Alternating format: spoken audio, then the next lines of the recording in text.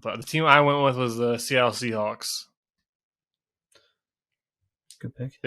They pull the upset, spoil Russell Wilson's homecoming, which the league, of course, set it up.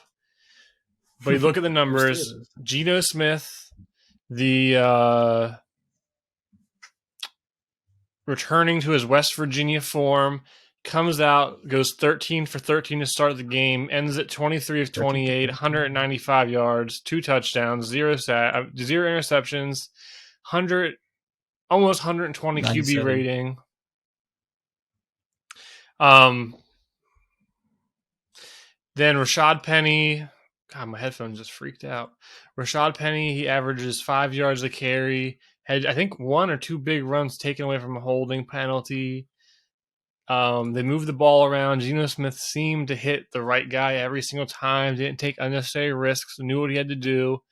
And then the defense. Without Jamal Adams, they come in. They do their job. Force 2 fumbles on the goal line. Completely changed the game. Their one linebacker, Nwasu, was that how you pronounce it? Not the guy to ask. Nwasu. Yeah, sure. I know Quandre Diggs. Well, he was flying all over the field, making all of these tackles from sideline to sideline. Jordan Brooks, who was at one point called a terrible draft pick for them, he's looking great filling in for Bobby Wagner. I don't know where the season's going to go for them, but when we were doing our predictions, we had them like with the Falcons as one of the bottom feeder garbage teams. I've always been a Geno Smith fan. I know his career has kind of taken quite the tumble after he got his jaw broken with the Jets, but he looked like he was playing loose.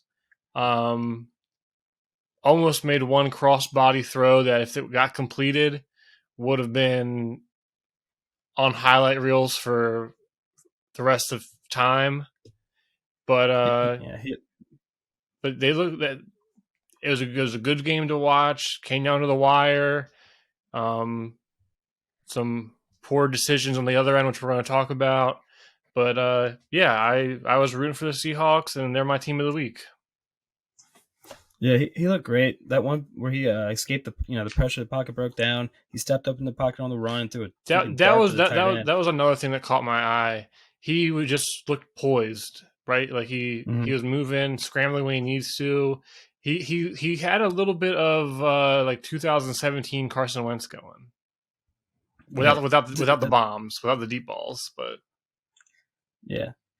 We did say though that the stipulation being with them being bottom feeders was that if whoever wins the quarterback competition comes out and turns their career around, it's always possible. Well, that was a surprising thing. Like if Geno did his thing, which is you never know. Like, well, if it happens, but it happened. He played well, but DK Metcalf was like 7 for like 30 yards or whatever, and Tyler Lockett.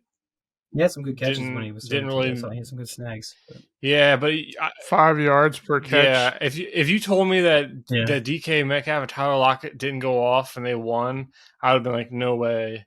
But they won because Geno Smith miraculously completed like 17 of 19 in the first half, and those 2 touchdowns. He didn't do anything in the second half. Hey, and if it wasn't for the Broncos' amateur head coach, which we'll get into that. Yeah, hey, Geno, and those 2 fumbles on the goal line. Geno would have been a different. He game. only missed 5 throws. It's hard to miss the throws you don't have to take in the second half. Hey, you can only play the opponent in front of you, right? All right.